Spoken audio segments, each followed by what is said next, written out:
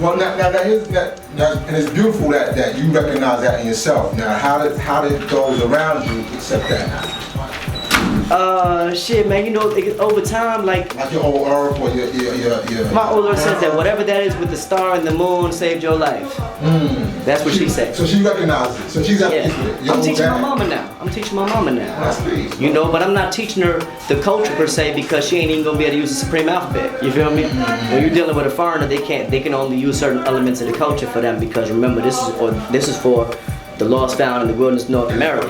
Right, and it's also for the babies, right? And it's also for the babies to be raised up knowing their own language, mathematics and alphabet is their literal language functioning. Right. They just recently was talking about how they opening up Navajo schools because, not just Navajo schools, but a Navajo educational program that's going to be the alternative to Sesame Street because Sesame Street is low-key Western program. Absolutely, okay. Even though it's good and nice, but it's still ABC 1, 2, 3 basic, blue, red, yellow, you know? But the Navajo teach you how to trust your nose, trust your eyes, trust your ears. I think I like them. I like that a little bit better. Right. Think about it, and if you go through survival and struggle and you in the hood, ain't that what you get taught? So poor people learn that. And they don't realize they got a beautiful skill set. That's why when poor people really get the knowledge of themselves and the tools to elevate themselves out of their afflictions, their addictions, and whatever the trauma that being in the repression gave to them, whenever they can break that chain, whenever you're strong enough to break the chain, oh, you a motherfucking shining deity, homie. And sis, cause like these women is out here shining this age of Aquarius. That's why it's so fortunate that the gods wasn't, let me tell you gods was the least chauvinist really out of all the cultures that came out. We was the only ones that even took the time to be like, so who is the woman?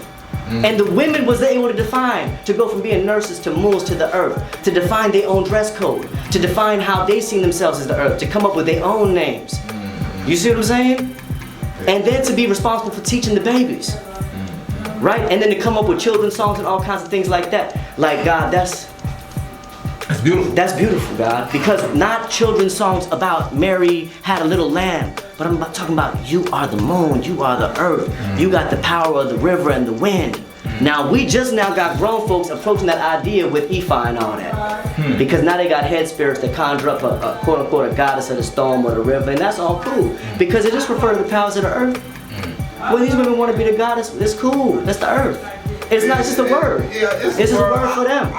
What we can do is show them, homie, that the reason why the word goddess exists is because when the Greeks seen that the Egyptians had both male and female divinities, they had to say, well, okay, they got a god, and whatever that female one must be a female version of the god, so she's a goddess. And women should realize that's actually taking away their power. Motherfucker, is you a waitress? A stewardess? You not another form of me? You're not supposed to be a derivative form of me. You're not supposed to be a weaker or feminine form of me. You're supposed to be the thing that I need to make the next thing. So God need earth to make the babies of the people. The earth need God. The earth without God, where the life coming from? So it's a chicken and the egg. And if people start playing that who came first thing, I don't play baby games with baby-minded people. If Mecca did this.